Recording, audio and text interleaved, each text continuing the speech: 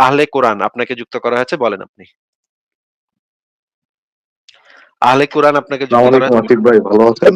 আপনার উপরে শান্তি বর্ষিত হোক। আপনি যে আসসালামু আলাইকুম দিলেন, এই জিনিসটা কোরআনের কোথায় আছে এটা একটু যদি আমাকে বের করে আগে দেখাতেন। যেহেতু আপনি আহলে কোরআন, আসসালামু আলাইকুম জিনিসটা কোরআনের কোথায় আছে সেই জিনিসটা যদি একটু বের করে দেখাতেন। ভাই এখন তো এগুলো অভ্যাস হয়ে গেছে। এখন আমি কোরআনের মধ্যে আসলে নামাজের কথা কিভাবে পড়বো, এটা কোরআনের নাই ভাই। তাহলে তো আপনি তো ঠিক এই যে আছে? আসসালামু আলাইকুম যেটা দিলেন এটা তো আপনি হাদিস থেকে দিলেন। আর কোরআনে তো আসসালামু আলাইকুম এই জিনিসটা কি আপনি কোরআন থেকে আমাকে দেখাতে পারবেন ভাই? এটা হয়তো বা কোরআনে নাই ভাই, কিন্তু আমার পক্ষে ভাই আর হাদিস মানা সম্ভব হচ্ছে না ভাই। হাদিসের কেন, মধ্যে কেন? আমি যা পাচ্ছি আর সম্ভব হচ্ছে না ভাই এগুলো মানা, বুঝছেন? তো চিন্তা করলাম যে কোরআনটা মোটামুটি ঠিক আছে, এটা মানা যায়। কিন্তু হাদিস মানতে আপনার সমস্যাটা কেন হচ্ছে সেটা যদি একটু বুঝায় বলতেন। কি সমস্যা হাদিস হাদিস মানতে মানতে? সমস্যা হচ্ছে এই ধরেন হলো আপনি মুরতাদ, ঠিক আছে? আপনার শাস্তি হচ্ছে কতল করা। এটা তো হাদিসে আছে, আচ্ছা, কোরআনে তো আর আচ্ছা, নাই। আচ্ছা, কোরআনের সূরা নিসার ৮৯ নম্বর আয়াতে কি আছে যদি একটু বলতেন আমাকে? 89 না? হ্যাঁ, সূরা নিসার ৮৯ নম্বর আয়াতে কি আছে যদি আমরা একটু বের করব, আমি অসুবিধা নেই। আপনি বের করেন, আগে বের করলে বলেন। ভালো হয়। আপনি মুখে বলেন বা বের করেন। আমার কাছে কোরআন শরীফটা হাতে নাই এখন। আচ্ছা, ঠিক আছে, আপনার কাছে নাই। তাহলে আমরা কোরআনের সূরা আ নিসার ৮৯ নম্বর আয়াতটা একটু পড়ে নেই নাকি বলেন ভাই? আল বায়ান ফাউন্ডেশনের অনুবাদটা পড়ি। এই অনুবাদটাই সবচাইতে ভালো। তো এই জিনিসটা, এখানে যে জিনিসটা বলা আছে, আ এইখানের এই লাইনটা একটু যদি আমাদেরকে পড়ে শোনাতেন। অতএব তারা যদি মুখ ফিরিয়ে নেয় তাদেরকে পাকড়াও করো এবং যেখানে পাও হত্যা করো। আচ্ছা, এখানে মুখ ফিরিয়ে নাও বলতে কিসে থেকে মুখ ফিরিয়ে নেয়ার কথা বলা হয়েছে ভাই? এটা ওই সময় আপনার যারা হচ্ছে গিয়ে এই যে যুদ্ধে পরাজিত হয়েছে তাদেরকে নিয়ে বলা হয়েছে এটা। ওই সময় হোক আর কোন সময় হোক সেটা তো আমি আপনাকে জিজ্ঞেস করছি না। আপনাকে জিজ্ঞেস করছি যে এই যে মুখ ফিরিয়ে নেয় যে এই জিনিসটা হুম। আ কিসের থেকে মুখ ফিরিয়ে নেয়? মুখ ফিরিয়ে নেয় সম্ভবত এখানে বলা হচ্ছে এই যে মানে ইসলামের দাওয়াত যে দিছে সেখান থেকে যে মুখ ফিরিয়ে নিল ওইটা মনে হয়। ইসলাম থেকে, মানে ইসলামে একবার আসছিল কিন্তু ইসলাম থেকে আবার মুখ ফিরায় নিচ্ছে। মানে মুখ ফিরায় নেয়া সম্ভব তখনই শুধুমাত্র যখন একবার সে মুখটা দিচ্ছে তারপরে মুখটা ফিরায় নেয়। তাই না ভাই? হ্যাঁ, হ্যাঁ, ঠিক। মুখটা তো, মানে মুখ ফিরানো মানেই হচ্ছে যে মুখটা আগে তাকাইছিল এটার দিকে, তারপরে মুখটা ফিরায় নিচ্ছে। মানে ওই অপোজিটটা করছে। ফেরত গেছে। মুখ ফিরায় নেওয়া মানে ফেরত চলে যাওয়া, তাই না? হুম, রাইট, রাইট। আচ্ছা, তাহলে এই ওই তো আপনার কথা ধরেই নিলাম যে ওই সময়, ঠিক আছে? ওই সময় সেটাও মানলাম। ওই সময়ে দেখা যাচ্ছে যে আল্লাহ পাক ওই সময় না কোন সময়, এখানে যদিও এখানে কিছু বলা নাই কিন্তু আল্লাহ পাক বলেছে যে অতএব তারা যদি, আচ্ছা, এটা যে ওই সময়ে সেটা হুম। তো এখানে কোথাও বলা নাই। এখানে যেটা বলা আছে যে অতএব আচ্ছা, তারা এইখানে যদি, একটা ওয়ার্ড আছে দেখেন ভাই, তারা, হ্যাঁ? তারা হচ্ছে গিয়ে ওই সময় যারা যুদ্ধ করছে এরা। আমরা মানে আপনার না, না, আপনার এখানে আপনার এটা এখানে কোথায় লেখা আছে? তারা মানে তো যেকোনো মানুষ যারা হচ্ছে গিয়ে তোমরা কুফরি করতে যেভাবে তারা কুফরি করেছে। অতঃপর তোমরা সমান হয়ে যেতে। সুতরাং আল্লাহর রাস্তায় হিজরত না করা পর্যন্ত তাদের মধ্য থেকে কাউকে তোমরা বন্ধুরূপে গ্রহণ করো না। এখানে তো কোথাও, মানে ওই সময় এটা যে শুধুমাত্র ওই সময়ে প্রযোজ্য হবে এমন কিছু এখানে বলা নাই। এটা নাই, আপনি নাই। রাইট, আপনি রাইট, নাই। কিন্তু নাই, আপনি এটা ব্যাখ্যা মানছি ভাই। করতেছেন। এটা আপনিই ব্যাখ্যা করতেছেন। আপনার ব্যাখ্যাটা তো আ তাহলে তো আপনার ব্যাখ্যাটা যদি গ্রহণ করা যায় তাহলে তো যারা হাদিস লিখছে তাদের ব্যাখ্যা তো আরো বেশি গ্রহণ করা যাবে। কারণ হচ্ছে তারা ইসলাম সম্পর্কে আরো বেশি জানে। আপনার ব্যাখ্যা আমরা কেন গ্রহণ করব বলেন তো? আপনি যে বলতেছেন এটা শুধুমাত্র তাদের ক্ষেত্রে, যেটার কোনো এভিডেন্স আপনি আপনি দেখাতে ভাই পারছেন না। শুধু যদি আপনি কোরআন মানেন, আপনার অল প্রবলেম সলিউশন। আসিফ আচ্ছা, মহিউদ্দিন না ঠিক আপনি, আছে, আপনিও সেটা ধর্মে আমরা চলে পরে আসবেন। দেখব। সেটা আমরা পরে দেখব। অল প্রবলেম সলিউশন কিনা সেটা পরে দেখব। আপনি আগে এই জিনিসটা আগে শেষ করে নেই যে এখানে বলা হচ্ছে, এখানে কোথাও বলা নাই যে শুধুমাত্র সেই সময় প্রযোজ্য। এরকম কিছু এখানে বলা নাই। সেটা আপনি নিজের আপনার ব্যাখ্যা, আপনার ব্যাখ্যা তো এখানে গ্রহণযোগ্য না ভাই। আপনার আচ্ছা, ব্যাখ্যার এটা থেকে যে এই মহাপুরুষ সময় ব্যাখ্যা, প্রযোজ্য সেটাও তো বলা নাই ভাই, দুইটাই তো নাই। এটা তো একটা হুকুম। এটা তো একটা কোরআনের আয়াত হুকুম। এটা যখন আল্লাহ পাক কোরআনের আয়াত হিসেবে কোন একটা ধর্ম, এটা শুধুমাত্র ইসলামের ক্ষেত্রে না, যেকোনো ধর্মের ক্ষেত্রে আল্লাহ পাক যখন মানুষকে একটা নির্দেশনা দেয়, তখন সেটা সবসময় প্রযোজ্য হয়। এইটা যদি বন্ধ না করে তাইলে সবসময়ের জন্য প্রযোজ্য হয়ে যাবে। যদি স্পেসিফাই করে না দেয় তাহলে সবসময়ের জন্য প্রযোজ্য হবে। এটাই আমরা জানি। এইটা আমাদের কাছে এই ধরনের ইনফরমেশন আছে। অনেক, অনেক ইনফরমেশন আছে যে আ যদি একজন শাসক যদি একটা নির্দেশনা দেয়, সেই নির্দেশনাটা তুলে না নেয়া পর্যন্ত সেই নির্দেশনাটা জারি থাকে। এটা যেকোনো শাসন ক্ষেত্রেও প্রযোজ্য, যেকোনো আইনের ক্ষেত্রেও প্রযোজ্য। যদি মনে করেন মানে বাংলাদেশ সরকার থেকে একটা নির্দেশনা দেয়া হইলো, একটা আইন করা হইলো, যতক্ষণ পর্যন্ত না সেখানে স্পেসিফাই করে দিবে যে এই আইনটা শুধুমাত্র ৫ বছরের জন্য প্রযোজ্য হবে। যদি এটা না করে দেয় তাহলে সেটা সা যেকোনো সময় প্রযোজ্য হবে। নাকি ভাই আপনি কি আমার সাথে একমত? সেটা ঠিক আছে আপনার কথা। যদি বাংলাদেশ সংবিধানে যদি লেখা থাকে যে প্রত্যেক মানুষ সমান অধিকার পাবে, এই কথাটা যদি লেখা থাকে ওইখানে কি এই রকমের আমরা বলতে পারবো যে ভাই এটা তো যখন সংবিধান লেখা হয়েছিল ৭২ সালে ৭২ সালের জন্য প্রযোজ্য। এটা তো ২০২৪ সালের জন্য প্রযোজ্য হবে না। এই রকমের বেকুবের মতো কথা কি বলাটা উচিত হবে? উচিত হবে না ভাই, কিন্তু এটা তো ধর্মগ্রন্থ। আপনার মনে করেন আল্লাহর আদেশেই ধর্মটা কিন্তু প্রচার করছে ওই সময়। না ঠিক আছে তো? ধর্মে তো এই হুকুমগুলা কি মানুষের নাকি আল্লাহ পাকের? আল্লাহ পাকের। আল্লাহ পাক যখন একটা হুকুম বা একটা আইন প্রণয়ন করে তখন যদি বলে না দেয় যে এটা ৫ বছরের জন্য এই আইনটা বলবৎ থাকবে। ৫ বছর পর তোমরা আর এই আইনটা তোমরা আর এপ্লাই করবা না।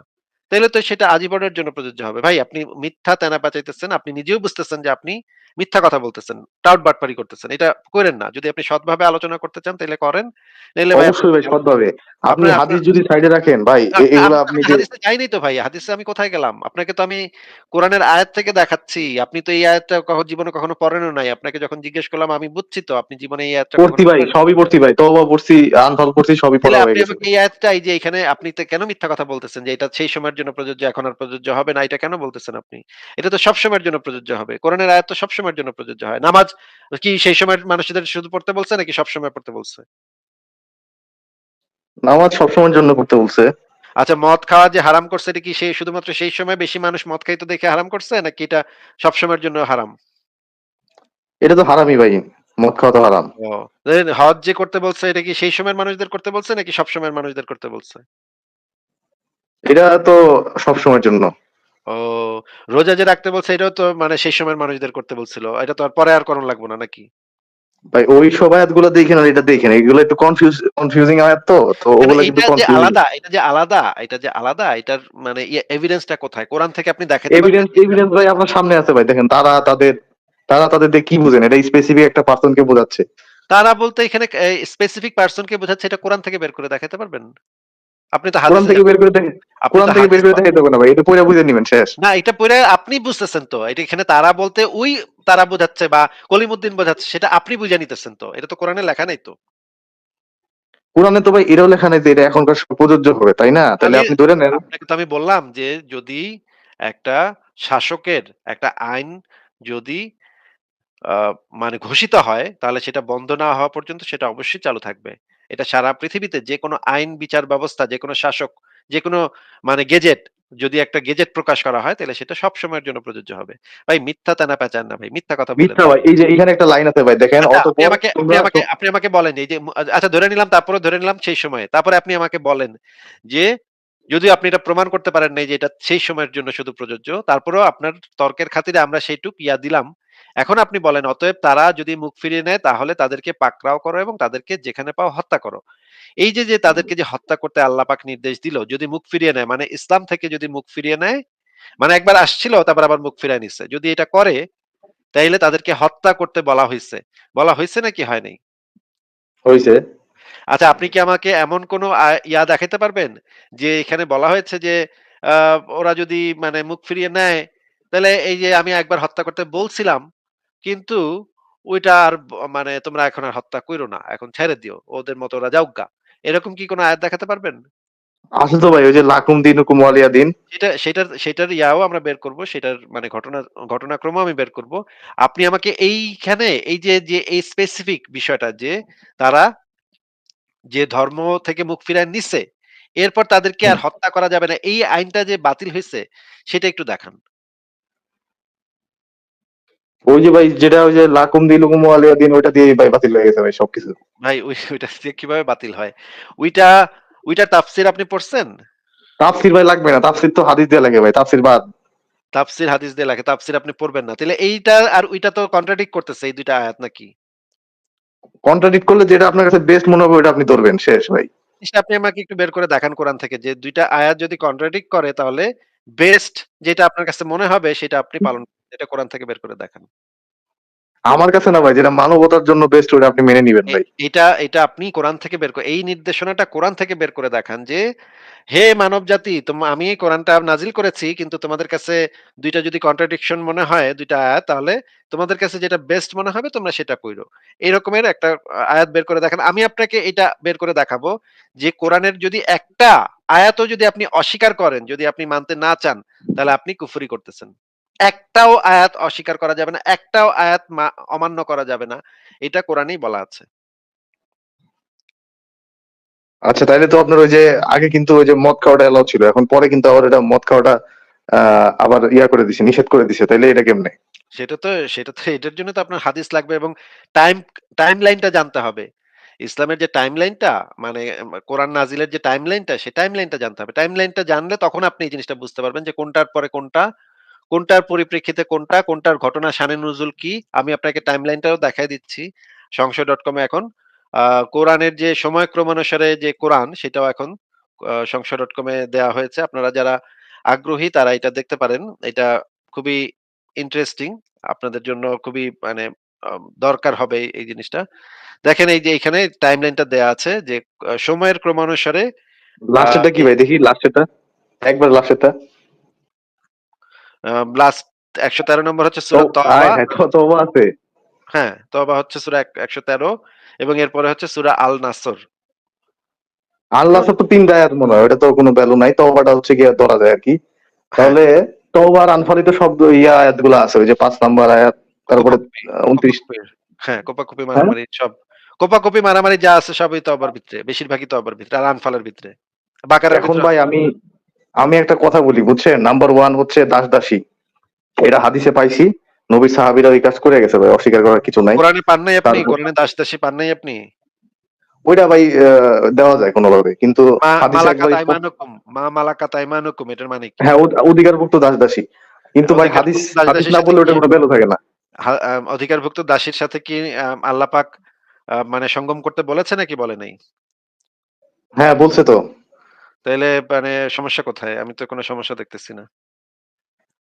কিন্তু ভাই হাদিসে না গেলে আপনি বুঝবেন না কোনটা।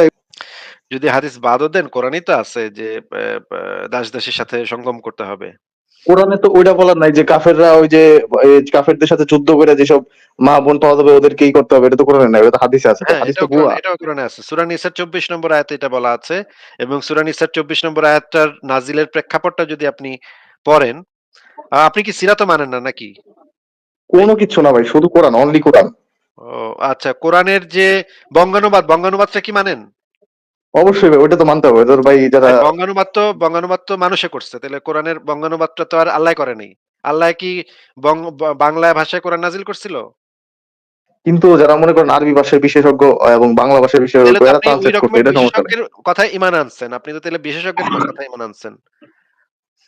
আরে ভাই, এটা তো দুইটা তো ডিফারেন্ট জিনিস। মনে করেন আপনি হাদিস মানতেছেন না, এটা অন্য আপনাকে টপিক, আমি কিন্তু জিজ্ঞেস করতেছি, ভাই জিজ্ঞেস করতেছি, আপনি তো কোরআনটা তো আল্লাহ পাক বাংলায় লিখা পাঠায় নাই। বাংলাটা তো কোনো না কোনো মানুষই লিখছে। এখন আপনি যদি রাইট। হাদিস না মানেন, সিরাত না মানেন, যেহেতু আপনার হাদিস সিরাত না মানার পেছনে একটা যুক্তি হচ্ছে। ভাই আমার কথাটা একটু মন দিয়ে শুইনা তারপর আপনি উত্তর দিয়েন, বলেন ভাই, হ্যাঁ? বলেন ভাই প্লিজ। আপনি যে হাদিস মানতেছেন না, সিরাত মানতেছেন না, তাফসীর মানতেছেন না। কারণ কি? কারণ এগুলা ভাই মানুষে লিখছে। মানুষে ভুল করতেই পারে ভাই। আমি এগুলা মানি না। হ্যাঁ? এটা ঠিক আছে, আপনার যুক্তি ঠিক আছে। আপনি না মানতেই পারেন, এটা আপনার অধিকার আছে। কোনো একটা কিছু না মানার। ঠিক আছে। কিন্তু একই যুক্তিতে বাংলা অনুবাদটাও তো মানুষে করছে ভাই। বাংলা অনুবাদটা তো মানুষে করছে। এবং বাংলা আপনিও তো অনুবাদ একজন মানুষ। মানুষে করতে ভাই, ঠিক আছে ভাই, বাংলা তাহলে মানুষ আপনি পুরোপুরি আপনার আপনি কথা। আপনি সেই অনুবাদে যেই বেটায় অনুবাদ করছে, যেই বেটা এইটার উপরে পণ্ডিত, সেই বেটার উপরে ঈমান আইনা সেই বাংলা অনুবাদটাকে এর আপনি উপরে তো ভাই অ্যাকসেপ্ট ইমান করেন। আনি নেই ভাই, যে অনুবাদ করছে, অনুবাদ ৩-৪ জনে করছে, মহিউদ্দিন খান করছে, আরেকটা করছে, আলবায়ান এরা যে করছে, সবাই ৩-৪-৫ হাদিসও তো সবাই। অনেকে লিখছে ভাই। হাদিসও তো অনেকে লিখছে ভাই। আপনি তাদের কাউকে হাদিস যে মানে কথা শুনে নেন। বলেন। হাদিসে অনেক লিখছে, সিরাতে অনেক লিখছে, তাফসিরে অনেকে লিখছে। তাদের কাউকে তারা আরো বড় পণ্ডিত। ইসলামের তারা আরো মানে জগৎ বিখ্যাত পণ্ডিত একেকজন। হুম? আল্লামা ইবনে কাসির, তারপরে ইমাম বুখারী এরা জগৎ বিখ্যাত পণ্ডিত। এদের কাছে হচ্ছে গিয়ে এই যে বাংলাদেশের যে অনুবাদক যে টুটা-ফুটা এরা কোনো বেলই পাবে না। তো আপনি বাংলাদেশের অনুবাদক যারা তাদের অনুবাদটা আপনি একসেপ্ট করতেছেন যে এটা অনুবাদটা এখানে এটা বলা হইছে। এটা আপনি এখান থেকে বুঝতেছেন। তাইলে ওই যে এর থেকে অনেক বড় পণ্ডিত যারা হচ্ছে ইমাম বুখারী, মনে করেন ইবনে কাসির বা ইমাম মুসলিম, এদেরটা আপনি গ্রহণ করতেছেন না, কারণ তারা হচ্ছে মানুষ। তারা ভুল করতেই পারে। আর আপনি আবার ২ টার বাংলা মধ্যে অনুবাদটা পার্থক্য আছে গ্রহণ ভাই। করতেছেন একজন কিভাবে? একজন কোরআনের আয়াতের অনুবাদ করতেছে, কিন্তু তারা নতুন করে একটা জিনিস আনতেছে। হাদিস নতুন একটা জিনিস। হাদিস নতুন মানে অনুবাদটাও তো নতুন একটা জিনিস। মানে যেকোনো ভাষাতে অনুবাদ করলে তো সেটা নতুন জিনিসই তো হবে। সেটা যে অনুবাদ করলে ভাই মিনিং চেঞ্জ হয়ে যায় না ভাই? অনুবাদ করলে তো মিনিং চেঞ্জ হয়ে যায় না? মিনিং চেঞ্জ হয় কি না হয় সেটা তো আপনি তখন শুধুমাত্র বুঝতে পারবেন যখন আপনি আরবি আপনার মাতৃভাষা হবে। এছাড়া তো আপনার পক্ষে বোঝা সম্ভব না যে ওইখানে এই জিনিসটা কি লেখা আছে। কারণ আপনি যদি আচ্ছা, একটা পরে মিনিট, আরবি আল শিখেন, বায়ানের অনুবাদ দেখাইলেন আপনি, একটু আগে তো আল বায়ানের অনুবাদ দেখাইলেন। আল বায়ান আমি কিন্তু ওই যে দেখাইলাম সৌদি আমি সরকার। আমি দেখাইলাম। কারণ হচ্ছে ওইটা সৌদি সরকার সত্তায়িত এইজন্য আমি হ্যাঁ, তাহলে ওটা দেখাইলাম। তো বাংলা অনুবাদই। তো ওটা তো অসুবিধা কই? তা যারা করছে সৌদি সরকার কি ওরা আরবি জানে না? ওরা তো আপনি বুঝে শুনে আপনি ইমাম অনুমোদন বুখারীরে দিছে। মানেন না, আপনি সৌদি সরকারে মানতেছেন। মানে আপনি ইমাম বুখারীরে মনে করতেছেন ইমাম বুখারী মানুষ, সে ভুল করতেই পারে, তারটা মানি না। আর আপনি সৌদি সরকার যেহেতু অনুবাদ বাইর করছে, ওইটা আপনি মেনে লইতেছেন। হ্যাঁ ভাই, ওইটা তো ভাই সৌদি সরকার করছে ভাই। এটা তো সৌদি ভাই সরকার করে নাই ভাই, আপনি বুঝেন। একটা ওটা হচ্ছে অ্যারাবিক স্পিকিং কান্ট্রি। তো Arabic Arabic speaking speaking country. কাটি ভাই, ইমাম বুখারীও তো আরাবিক মানে বুখারা থেকে আসছিল। তিনি তো আরবি ভাষার উপরে অনেক বড় পণ্ডিত ছিলেন। ইবনে ঠিক আছে কাসির, সবই, কিন্তু ইমাম বুখারী নতুন একটা বিষয় নিয়ে আসছে, সেটা হচ্ছে হাদিস। কিন্তু ওটা হচ্ছে কোরআনের যে এটা আপনি জিনিসটা কে বলছে? ওটা। এটা আপনি কে বলছে? ইমাম বুখারী নতুন একটা জিনিস নিয়ে আসছে হাদিস। এর আগে তো অসংখ্য হাদিস গ্রন্থ লিখিত হইছে। আপনাকে কোন পাগলে বলছে এটা?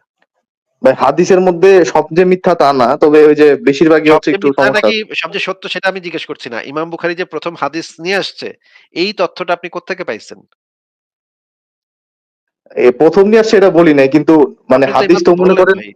এইমাত্র না না, বললেন ভাই। শোনেন, আমি আমার মিনিংটা মনে হয় ভালো করে বুঝাইতে পারি ভাই নাই। আমার মনে হাদিস। হচ্ছে আহলে কোরআন ভাই, আমার মনে হচ্ছে যে আপনি আসলে নিজের সাথে নিজে প্রতারণা করতেছেন। আপনি বুঝতে পারতেছেন যে হাদিসের ভিতরে যে জিনিস আছে ভাই, এগুলা মানা ভাই খুব কঠিন ভাই। এগুলা মানে স্বীকার করা, আচ্ছা ওগুলা ভাই, মাইনা আসিফ ভাই লওয়া। একটা কথা বলেন। ভাই আসিফ ভাই, আপনি আপনি তো আপনি অনেক। আমাকে সত্য কথা বলেন তো ভাই, যে এই যে আপনি যে হাদিস এখন মানেন না, আহলে কোরআন হয়ে গেছেন। ভালো, আপনার ব্যাপার এটা।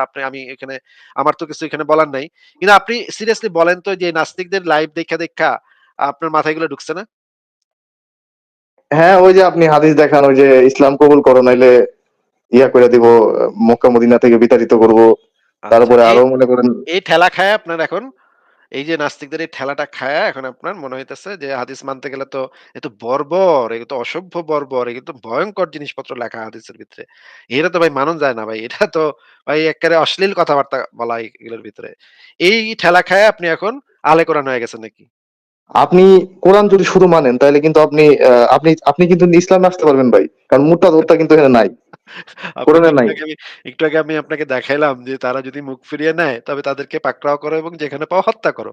এই জিনিসটা ওগুলা ভাই দেখানোর সব পরেও আপনি চোখ বন্ধ করে ফেলাবেন, একটা একটা আয়াত খালি ফলো করবেন, লাকুম দিনুকুম ওয়ালিয়া দিন। আর কোনো সমস্যা নাই ভাই। কোরআনেই তো বলা আছে যে আপনি যদি একটা আয়াতও অস্বীকার করেন তাহলে আপনি মুরতাদ হয়ে যাবেন। আপনি ধর্মত্যাগী। তাইলে ওই আয়াতটা খালি ফলো করবেন, তাইলে তো বাকিগুলো ফলো করার দরকার হচ্ছে না। ওইটাতে কিন্তু আপনার ফাইনাল সলিউশন ওইটারই ফলো করবে। লাকুম দিনুকুম ওয়ালিয়া দিন, খালি একটা আয়াতই আমরা জানি, এটাই শেষ। আচ্ছা। তাহলে আপনি মানে এই একটা আয়াতই এখন ঠিক করছেন যে কোরআনও আপনি আহলে কোরআনও না, আপনি কোরআন আহলে একটা আয়াত নাকি? আহলে একটা কোরআনের আয়াত এটা আপনি না হইছেন না, নাকি? আরো ফলো করি ভাই। ওই যে মাইদার 32 ফলো করি। ভালো ভালো আয়াত আছে না? মাইদের ৩২ এ তো এটা তো ইসরায়েলীদের সম্পর্কে মানে মানে বনি ইসরায়েলীদের সম্পর্কে বলা হয়েছে। আমি বনি ইসরায়েলীদেরকে বলে দিয়েছিলাম তোমরা একটি মানুষকে হত্যা করলে বা সমগ্র মানব জাতিকে হত্যা করার শামিল। ওইটা তো হচ্ছে গিয়ে তালমুদ থেকে নেয়া। তালমুদ না তো ইসের থেকে নেয়া। হ্যাঁ, তালমুদ থেকেই সম্ভবত। ইহুদিদের একটা ধর্মগ্রন্থ আছে। সেই ইহুদিদের ধর্মগ্রন্থ থেকে এটা টুকলিফাই করা। এটা ছাড়াও, এটা বাদ দেন, বনি ইসরায়েল যেহেতু কথাটা আছে, এটা ছাড়া অনেক ভালো ভালো আয়াত আছে, ওগুলো মানবেন। লাকুম দিনুকুম ওয়ালিয়া দিন মানবেন। বাদ বাকি তওবা আর আনফাল বাদ। কিন্তু আল্লাহ কি বলে নাই যে তোমরা যদি মানে কোরআনের একটি আয়াত কে ছেড়ে অন্য আয়াতকে করো, মনে করো যে এগুলার থেকে আপনি চুজ করতে পারবেন। এটা আল্লাহ কোরআনে বলে নাই যে আপনি এটা করলে এটা আপনি জাহান্নামী? এখন আমারও তো লজিক আছে ভাই, তাহলে আমারও তো লজিক আছে যে আমি লাকুম দিনুকুম ওয়ালিয়া দিন মানতে গিয়ে এগুলো মানতে পারতেছি না ভাই। এই যে শেষ। আচ্ছা, মানে আপনি বুঝেন নাই? মানে কোরআনের ভেতরে ভালো আয়াত খুঁজে বাইর করছেন। আচ্ছা, আপনাকে আমি তাইলে একটু জিজ্ঞেস করি যে এই আয়াত আপনি যে কোরআনের ভেতরে ভালো এবং মন্দ আয়াত এটা যে আপনি খুঁজে বাইর করতেছেন এবং আপনি চেষ্টা করতেছেন ভালো আয়াতগুলো আমি ফলো করব বা এই মন্দ ভালো আয়াতগুলা আয়াত ফলো করে ইসলাম ধর্ম গ্রহণ করেন। কালকে থেকে ইসলাম না, না, প্রচার শুরু আপনাকে করে দেন। আপনাকে আয়াত আপনাকে হবে জি লাকুম দিনুকুম ওয়ালিয়া দিন। আপনাকে জিজ্ঞেস করতেছি, এইটা একটু শুনে নেন। আপনি যে বুঝতে পারছেন যে এই আয়াতটা ভালো আয়াত ভাই, হ্যাঁ, এটা ভালো কথা বলা। যে দিনে দিনে কোনো জোর জবরদস্তি নেই। যার দিন তার, হ্যাঁ? তোমাদের দিন তোমাদের, একদম। আমাদের দিন আমাদের। হ্যাঁ? এই যে কতগুলা সূরা কাফিরুনের এবং সূরা বাকারার যে ২৫৬ নম্বর আয়াত এবং সূরা কাফিরুনের যে এই যে তোমাদের ধর্ম তোমাদের, হুম, আমাদের ধর্ম আমাদের। এই যে কাফিরুন, হ্যাঁ, ভালো কথা মনে করছেন ভাই। হ্যাঁ, কাফিরুন হ্যাঁ, একটা হ্যাঁ। বলতে আপনার চাইছিলাম। আমি আয়াত হেল্প করে নাম্বার বলে দিচ্ছি। দিছেন। হ্যাঁ, হ্যাঁ, আপনার আমি হেল্প করে দিচ্ছি। অসুবিধা নেই। আমি আপনাকে হেল্প করব। এই যে আপনি যে বুঝতে পারছেন যে এই আয়াতগুলা ভালো আয়াত। আর এই যে সূরা তওবার যে আয়াতটা আছে যে মুশরিকদেরকে যেখানেই পাও হত্যা করো। হ্যাঁ? তারপরে এই যে আল্লাহর হুকুমত প্রতিষ্ঠা না হওয়া আনফালের ৩৯, আনফালের ৫৫, আনফালের ৬৭। হ্যাঁ, হ্যাঁ, ঠিকই বলছেন। তারপরে সূরা তাওবার ২৯, হ্যাঁ? এই যে যতক্ষণ পর্যন্ত সমগ্র বিশ্বে প্রত্যেকটা গৃহে আল্লাহর দিন প্রতিষ্ঠিত না হয়, ততক্ষণ পর্যন্ত কিতাল করতে থাকো, জবাই করতে থাকো, খুনাখুনি করতে থাকো। এগুলা যে আল্লাহ পাক বলছে, এগুলা আপনি বুঝছেন যে এগুলা হচ্ছে এগুলা মানে ভালো না। এগুলা কথা খারাপ কথা কইছে এটা এগুলা। পড়বেন। পড়ার পরে সোজা ওই ২৫৬ তে পৌঁছে যাবেন বাকারা শেষ। হ্যাঁ, হ্যাঁ। সেটাই আপনাকে জিজ্ঞেস করতেছি। এই যে আপনি যে বুঝতে পারছেন যে এই কোরআনের এই আয়াতগুলা ভালো আর এই আয়াতগুলা বেশি ভালো না। এই আয়াতগুলার ভিতরে জঙ্গিবাদের মানে মত ব্যাপার-স্যাপার আছে। এটা যে আপনি বুঝতে পারছেন, এইটা আপনি কিভাবে বুঝতে পারছেন? এটা যদি আমাদেরকে কোরআন থেকে আমি জিজ্ঞেস করতেছি না। আপনি কিভাবে বুঝতে পারছেন? আপনার রিয়ালাইজেশন টা কিভাবে হইছে? সেইটা আপনি আমাদেরকে একটু বলেন। এটা ওই আপনার লাইভ দেখতে দেখতে রেফারেন্স মুখস্থ হয়ে গেছে ভাই। ৪৩০০ সুনানে আবু দাউদের, ৪৩০০ তে ওই মুত্তাদ রেফারেন্সও মুখস্থ হয়ে যাচ্ছে এখন ভাই। তো দেখলাম যে এটার মানা সম্ভব না। একটা কাজ করি, শর্টকাট করি। ধর্ম মানে ত্যাগ করা আপনার তো আপ সম্ভব না। আপনার আপনার আপনার যে বুদ্ধি, আপনার যে যুক্তি, আপনার যে বিবেক এগুলাতে লাগছে। এইজন্য আপনি বুঝতে পারছেন নাকি? মডিফাই করে যদি আপনি এটাকে মানেন তাহলে কিন্তু মানা যায় ভাই।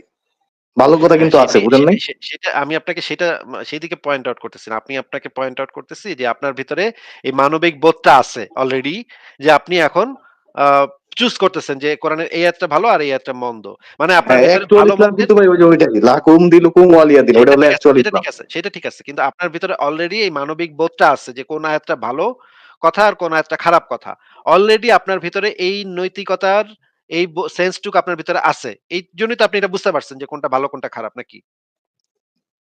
ভালো বলতে ওগুলা যুদ্ধের মনে করেন যেগুলা হচ্ছে একটু ভায়োলেন্স মনে হবে, ওগুলারে আপনি যুদ্ধ প্রেক্ষাপট লাগাই দিবেন। সেটা বুঝছি, যেটা আপনার সেটা কাছে বুঝছি, ভালো মনে সেটা হবে ওইটা বুঝছি। হলো সর্বকালের জন্য। সেটা বুঝছি। কিন্তু আপনার ভেতরে অলরেডি সেই নৈতিকতার ব্যাপারটা আছে দেখেই তো আপনি এই জিনিসটা টের পাইছেন যে এটা ভালো এটা মন্দ নাকি। মানে আপনার ভিতরে অলরেডি আপনি যুক্তি দিয়ে চিন্তা ভাবনা করছেন। এই যুক্তি দিয়ে চিন্তা ভাবনা করার কারণে আপনি বুঝতে পারতেছেন এই আয়াতগুলা ভালো, এই আয়াতগুলা খারাপ নাকি ভাই? জি, জি ভাই, আলহামদুলিল্লাহ ভাই। এই তো এইটাই আমি জানতে চাচ্ছিলাম। তার মানে আপনার কিন্তু আর এই যে কোরআনের আয়াতের প্রয়োজন নাই ভাই। আপনি কিন্তু অলরেডি আপনার ভিতরে যদি যুক্তি থাকে, আপনার ভিতরে যদি যুক্তিবোধ থাকে, আপনার ভিতরে যদি নৈতিকতার ধারণা থাকে, কোনটা ভালো কোনটা মন্দ এই ধারণাটা যখন আপনার ভিতরে আছে, এই যে আপনি যে চুজ করতে পারতেছেন, আপনার ভিতরে যে মানে যুক্তি দিয়ে যাচাই করে দেখা এবং কোনটা ভালো কোনটা মন্দ এটা যে যাচাই করে দেখার যে ক্যাপাবিলিটিটা আছে, এই ক্যাপাবিলিটিটা যে আপনার তৈরি হইছে এটাই কিন্তু আমাদের লাইফের সফলতা। বুঝছেন? না, আমরা কিন্তু ইসলাম কিন্তু এটাই বলে আপনি ভাই যে আপনি আমারে মানে আপনি আমারে আপনি আমারে ইসলাম মানে কবুল করাইতে আসছেন।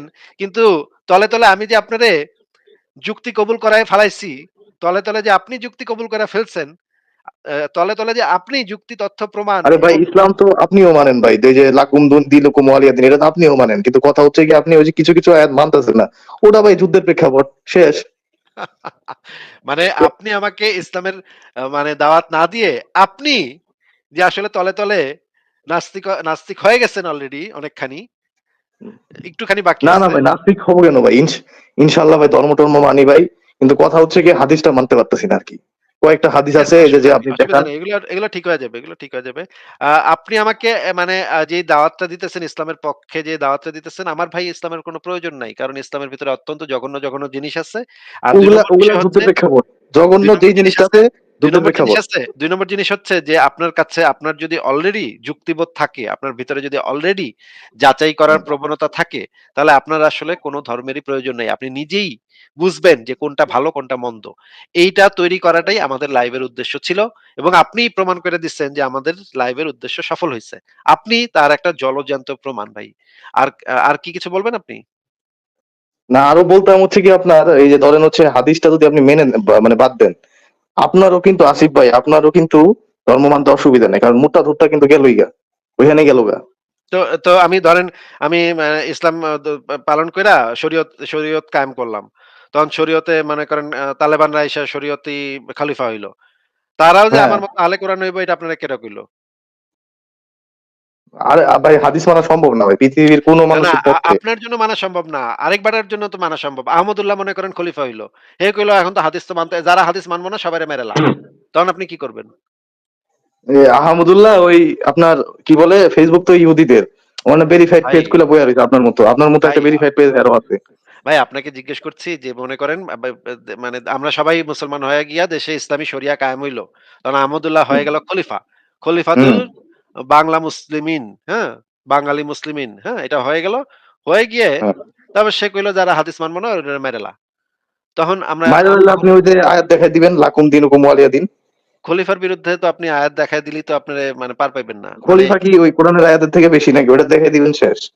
ওইটা দেখায় দিলেই মানে আপনার মনে হচ্ছে যে ওইটা দেখায় দিলেই আহমদুল্লাহ বলবে, "ও, অল ইন ওয়ান সলিউশন। ও তাই তো অল ইন ঠিকই ওয়ান তো বলছো সলিউশন। ভাই।" মানে আপনি ভাবতেছেন যে এই আয়াতটা দেখায় দিলেই মানে আহমদুল্লাহ কইব, "ও সাংঘাতিক কথা তো কইছো তুমি। আচ্ছা ঠিক আছে। আমরা আর মুরতাদ মারব না। ভালো হয়ে যাবো আমরা আজকে থেকে।" আপনি মনে করতেছেন কোরআনের ওই আয়াতটা আহমদুল্লাহ এত বছর ধরে পড়ে নাই, এত বছর ধরে গবেষণা করে সে পড়ে নাই। ফেলতে পারবে না তো, ওই আয়াত কি সে ফেলতে পারবে? সে তো তওবা আপনি আসুক। একদিন গিয়া আপনি একদিন গিয়া তারে গিয়া এই আয়াতটা দেখাইবেন তখন তার হুঁশ হইব। তাই তো আমাগো আহলে কোরআন ভাই তো ঠিকই কইছে। আ আসলেই তো কোরআনে তো এটা লেখা আছে। আচ্ছা ভাই আমি ভালো হয়ে গেলাম ভাই। ভাই আপনি একটু আমাদেরকে তাইলে যেকোনো একজন বাংলাদেশের একজন বড় আলেমকে গিয়ে এই জিনিসটা হুম একটু বলেন তো যে ভাই আমাগো কোরআনে তো লেখা আছে যার দিন তার। এই যে আপনারা হুম মুরতাদ হত্যার ফতোয়া দিয়েন না। মুরতাদ হত্যার কথাবার্তা কইেন না ভাই, হ্যাঁ? আপনি আহমদুল্লাহ অথবা এনায়েতুল্লাহ আব্বাসী অথবা যেকোনো একজন বড় আলেম জাকারিয়া সাহেব, তারপরে হচ্ছে গিয়ে মিজানুর রহমান আজহারী, এদের যেকোনো একজনের কাছে গিয়ে বা আব্দুর রাজ্জাক বিন ইউসুফ এদের যেকোনো একজনের কাছে গিয়ে তাদেরকে একটু এই আয়াতটা বুঝায় দিয়ে তাদের কাছ থেকে একটা স্বীকৃতি আদায় করে আমরা আইনা দেখাইতে পারবেন যে তারা আপনার কথা বুইঝা ভদ্র হয়ে গেল আর মুরতাদ সে তারা মারতে চাবে না। তারা যত বড় আলেমই হোক, কোরআনের একটা আয়াতকে তো অস্বীকার করতে পারবে না, আপনাকে বুঝেন যেটা নাই? জিজ্ঞেস করছি তাদেরকে একজনকে গিয়ে বুঝায়া তারপরে আমার কাছে তাদের একটা ভিডিও বার্তা আইনা দিতে পারবেন যে তারা বলবে যে আমরা এতদিন ভুল পথে ছিলাম, হাদিসের ভুল পথ, সেই হাদিসের ভুল পথে থেকে আমরা মুরতাদ হত্যার কথা বলেছি। আজকে আমরা ভালো হয়ে গেলাম। আজকে থেকে আমরা কোরআনের এই যে আমাগো আহলে কোরআন ভাইটি এসে আমাদেরকে কোরআনের আয়াতটা দেখায় আমাদেরকে শিখাই দিচ্ছে যে মুরতাদ আর হত্যা করা যাবে না। তাইলে তো আমরা এখন ভুল বুঝতে পেরেছি। আমরা এখন ভদ্র হয়ে গেলাম। এ খলিফা মানে ইসলামী শাসন প্রতিষ্ঠার আগে আপনি কি এই কাজটা করতে পারবেন? আপনি বলতেছেন যে ইসলামী শাসন প্রতিষ্ঠা হইলে খলিফারে গিয়ে আপনি এটা দেখাইবেন আর খলিফা মাইনে লইব আপনার কথা। বুঝলাম, ঠিক আছে। তো আপনার কথা মাইনে লইব এটা তো মানে খুবই অদ্ভুত ব্যাপার। তারপরেও আপনার কথা আমি মাইনে নিচ্ছি। তো আপনি এই মুহূর্তে একটা এই কাজটা আমারে একবার কইরা দেখান তো ভাই যে একজন আলেমের মুখের থেকে এই জিনিসটা বাইর করেন তো। আরে ভাই তাদের সমস্যাটা কি, তারা দুইটাকে মেনে নিচ্ছে আর কি, কিন্তু যেটা তাদের আছে ওটাতে ভালোটা জিনিসটা মানুক, ভালো জিনিসটা তো এরা মানতেছে না, এরা হলো গিয়া জঙ্গি। আচ্ছা ভাই, না আপনার সাথে আর কথা বলে আসলে লাভ নেই তাইলে। আপনাকে আমি যেটা প্রশ্ন করেছি সেটার উত্তর দিচ্ছেন না। আপনাকে জিজ্ঞেস করেছি আপনি কি পারবেন এরকম একজন আলেমের কাছে গিয়ে এটা স্বীকৃতি আদায় করতে? পারবেন না। এরাও আস্তে আস্তে ভাই বুঝবে ভাই, সবাই তো আস্তে আস্তে মানবিক হচ্ছে পারবে নাকি। নাকি পারবে না? পারবেন নাকি পারবেন না? এরা হাদিস মানে দেও তো পারবে না ভাই, এরা তো হাদিস মানে ভাই, বুঝেন নাই? তাইলে খলিফা তাদের মধ্যে থেকে কেউ একজন খলিফা হয়ে গেলে তখন তারে কিভাবে বুঝাইবেন যে হাদিস না মানলেও সে তাকে হত্যা করা যাবে না। এটা আপনি তখন কিভাবে বুঝাইবেন তখন তারে? এখনই পারতেছেন না আর খলিফা হইলে কিভাবে পারবেন এটা?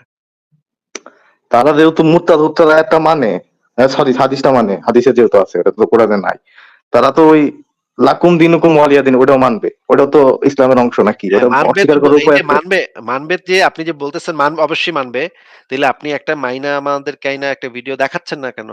এই যে দেখেন ভাই আমি আহমদুল্লাহর সাথে কথা বলতে গেছিলাম তারে আমি বুঝাই দিছি যে আমাগো ধর্মে বলা আছে দিনে কোনো জোর জবরদস্তি নাই।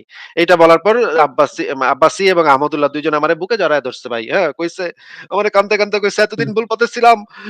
ভদ্র হয়ে গেছি আমরা মানে সঠিক পথে দিনের পথে ফিরে আসলাম। তওবা করে আমরা দিনের পথে ফিরে আসলাম। হাদিসের নোংরা পথ আমরা ছেড়ে আমরা মানে কোরআনের পথে ফিরে আসলাম। এটা বলে আপনারে কাইন্দা আপনারে একটা ভিডিও দিয়ে কইরা দিছে। আপনি সেই ভিডিওটা আইনা আমাদেরকে একটু দেখাচ্ছেন না কেন? আপনি যদি ভাই এখনই যদি এটা না পারেন, তাহলে আপনি তারা শুনেন, খলিফা হওয়ার পরে আপনি কিভাবে এটা করতে এখন পারবেন? আপনি আপনি তো মোটামুটি ভালো রিসার্চ করেন, আপনি কিন্তু টের পাইছেন আহলে কোরআন এটা কিন্তু বাড়তেছে ভাই। হ্যাঁ, অবশ্যই এটা কিন্তু বাড়তেছে। নাস্তিকদের ঠেলা খায়া বাড়তেছে। নাস্তিকরা যেই ঠেলা ঠেলতেছে, আহলে কোরআন তো বাড়বেই, অবশ্যই বাড়বে। যেইভাবে ঠেলা মারছি আমরা, যেভাবে ঠেলছি আমরা, যেভাবে পাছার ভিতরে মানে করছি, জালি ব্যাট দিয়ে বাইরেছি, এখন তো ভাই মানে আহলে কোরআন তো হবেই। মানুষ তো আহলে কোরআন না হয়ে যাবে কোথায়? আমরা যেই হাদিসগুলা বাইর করে দেখাইছি ভাই, একটা সভ্য ভদ্র মানুষ এগুলা কল্পনা করতে পারে না। একটা সভ্য ভদ্র মানুষ এগুলা মানে বমি করবে এগুলা শুনলে। যে এগুলা আমাগো নবী এগুলা কি করছে? কি আকাম-কুকাম করছে এগুলা, হ্যাঁ? তো এইটা আমি খুশি যে আপনারা এখন আহলে কোরআন হয়ে যাচ্ছেন। টিকতে না পেরে এখন আহলে কোরআন হয়ে যাচ্ছেন, সেটা ঠিক আছে। কিন্তু আপনারা ওই এটাই আহলে কোরআনও প্রকৃত থাকতে ইসলাম পারেন। ভাই, প্রকৃত আপনার ইসলাম কিন্তু এটাই, লাকুম দিনুকুম ওয়ালিয়া দিন, এটা প্রকৃত ইসলাম ভাই। আচ্ছা। ওই ঠিক হাদিস আছে, পালি তুললে সব ঠিক ভুয়া। আছে। আপনাকে তাহলে আজকে বিদায় জানাচ্ছি। ভালো থাকেন ভাই।